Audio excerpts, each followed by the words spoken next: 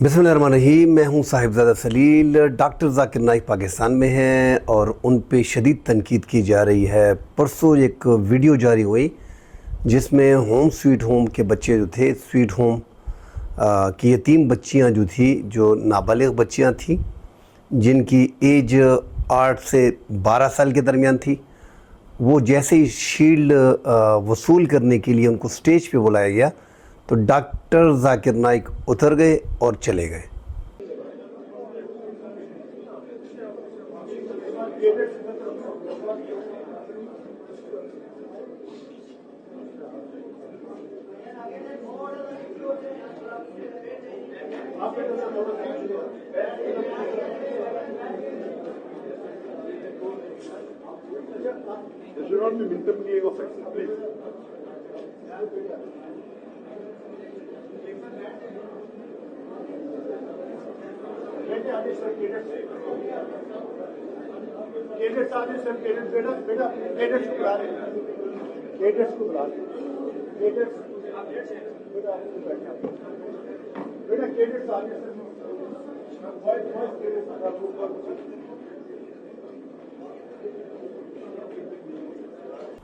तो ये बहुत अजीब लगा उन लोगों को भी जो डॉक्टर ज़ाकिर नाइक को पसंद करते हैं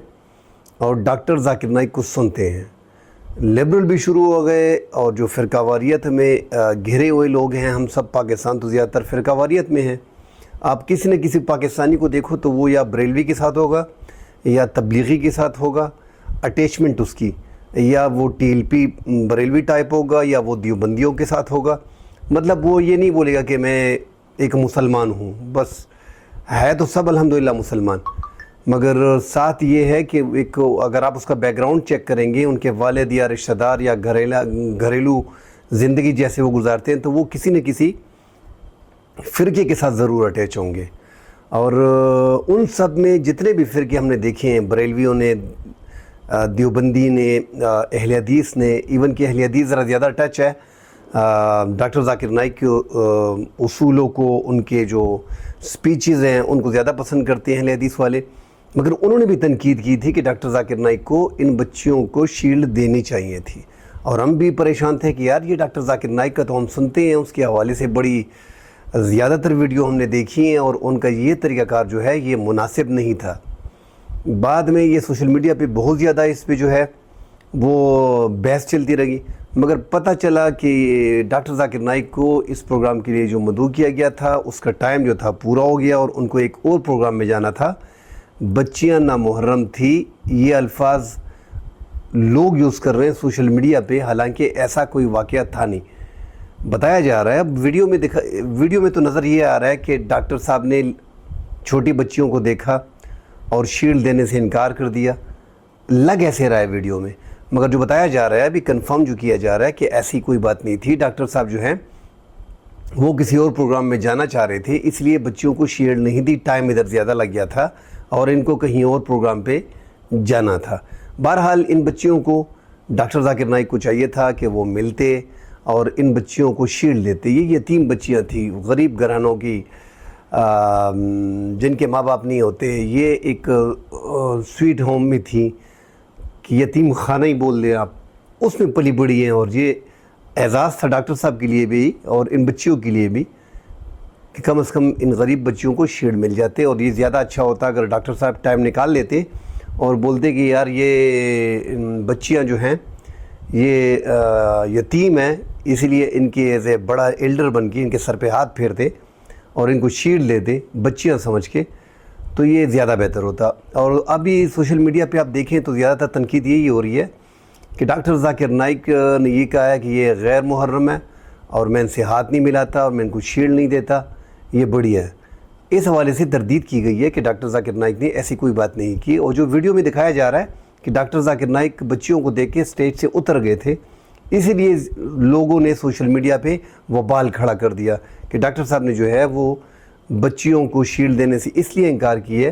कि वो नामुहर्रम थी। नामुहर्रम अगर थी तो अगर ऐसे होता,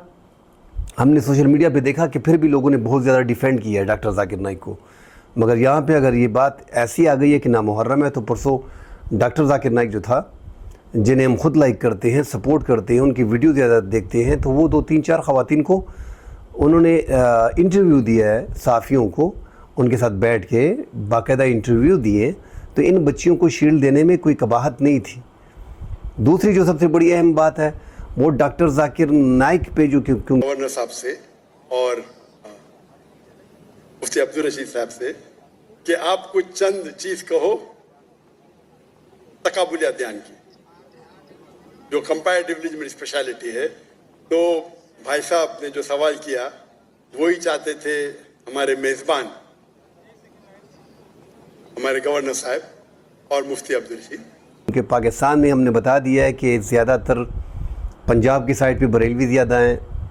دیوبندی ہیں وہاں پہ کم ہیں، اہل حدیث بھی کم ہیں، سپاہ صحابہ کے لوگ ہیں،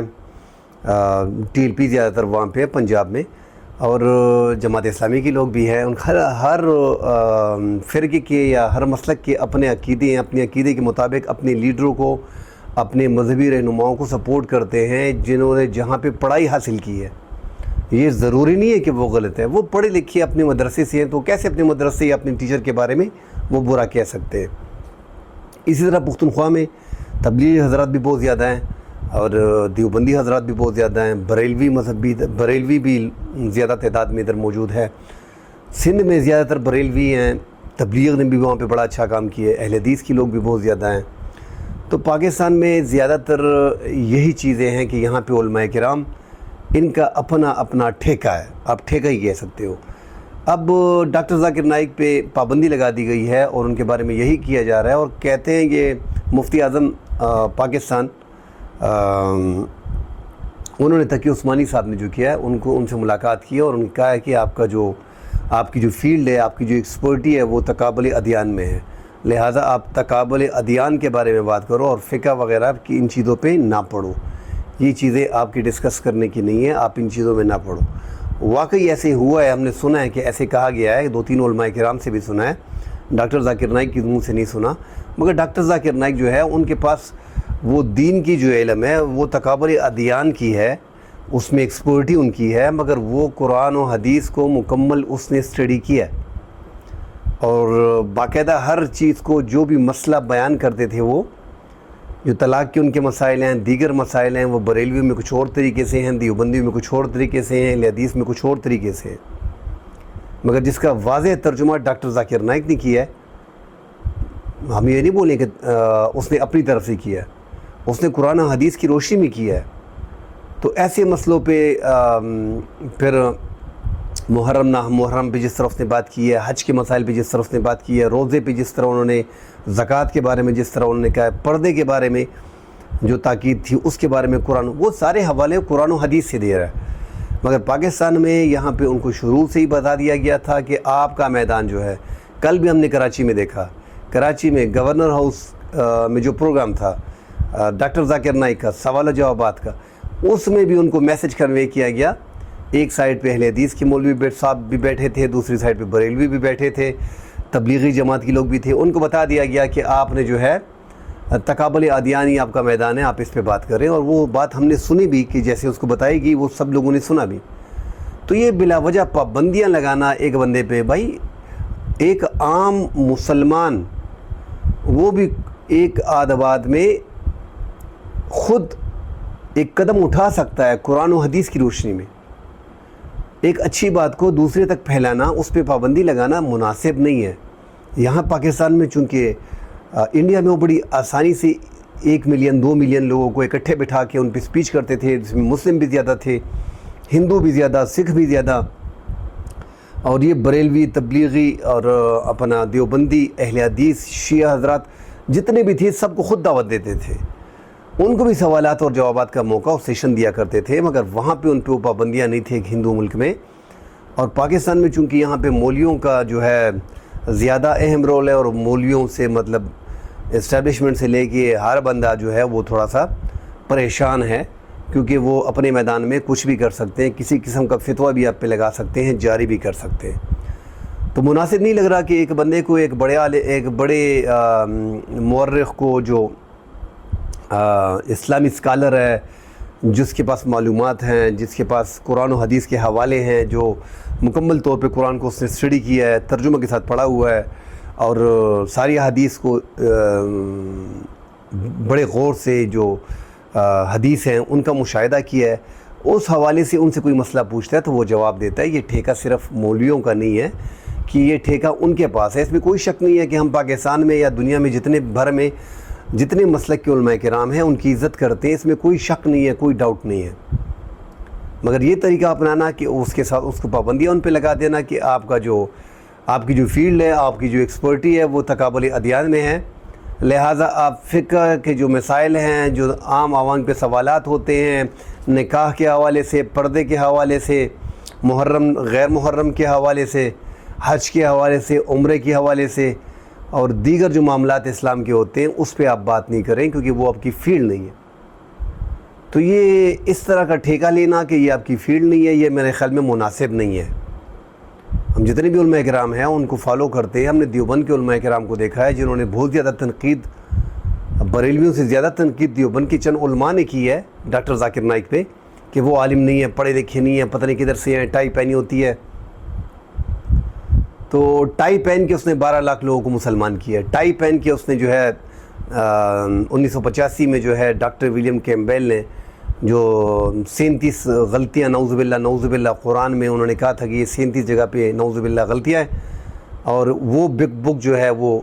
1985 میں اس نے سیل کے لیے رکھی، جس کی سیل جو پوری دنیا میں سب سے زیادہ ہوئی۔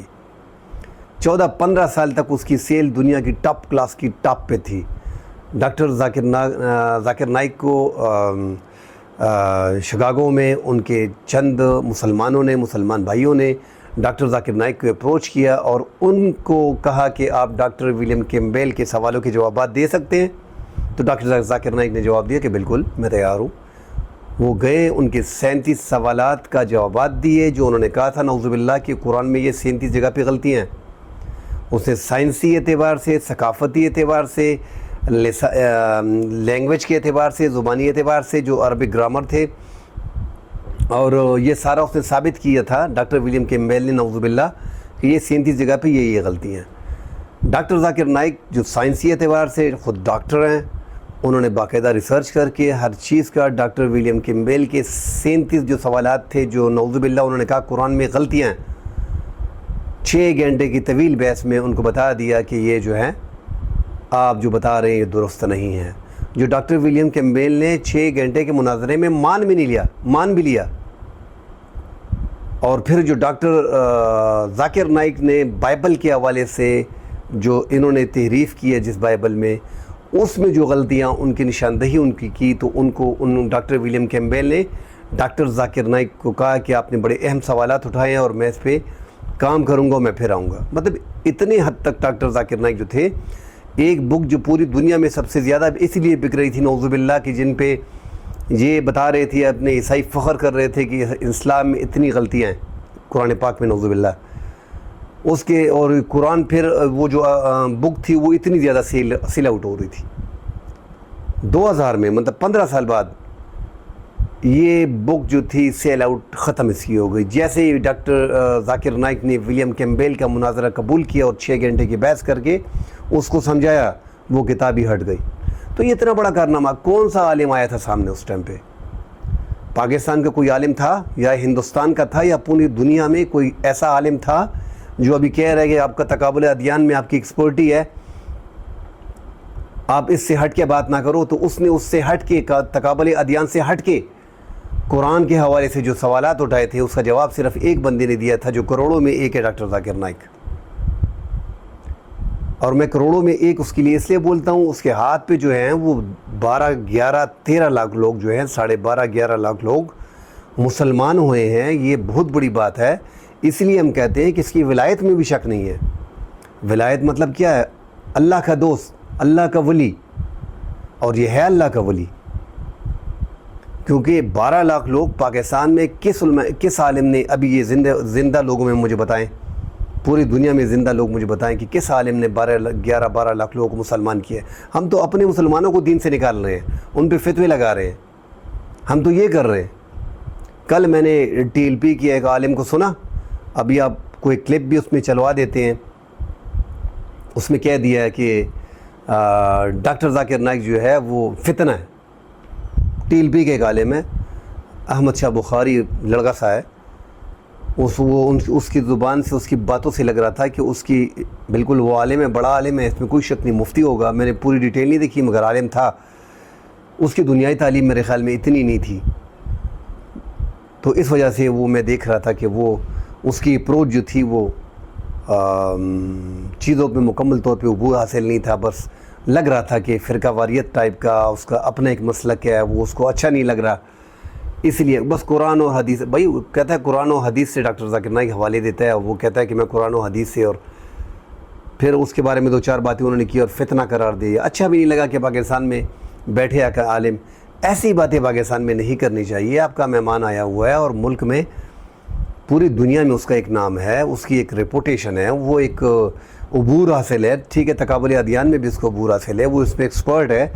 مگر دینی معاملات میں کسی بھی مسئلے پہ آپ ڈاکٹر ذاکر نائک سے پوچھو, میرے خیال میں اس سے بہترین جواب آپ کو کوئی عالم نہیں دے سکے گا. مگر چونکہ پاکستان میں فرقہ واریت ہے تو اس لیے وہ تنقید کی زد میں, اور ان کو بتا دیا جاتا ہے کہ یہاں پہ پھر فرقہ واریت شروع ہو جائے گی, آپ نے تقابل ادیان سے ہٹ کے نہیں جانا, آپ نے صرف اسی پہ بات کرنی ہے, اور یہی آپ کا میدان ہے, یہ باقی سارا میدان ہمارا اپنا ہے, اس میں ہم بات کریں گے, فتوے ہم لگائیں گے. تو یہ ساری چیزیں مناسب نہیں ہیں. بہرحال جو بھی ہے انشاءاللہ کل اگلے پروگرام میں ملتے ہیں اور مزید اس پہ بات کریں گے. اللہ حافظ.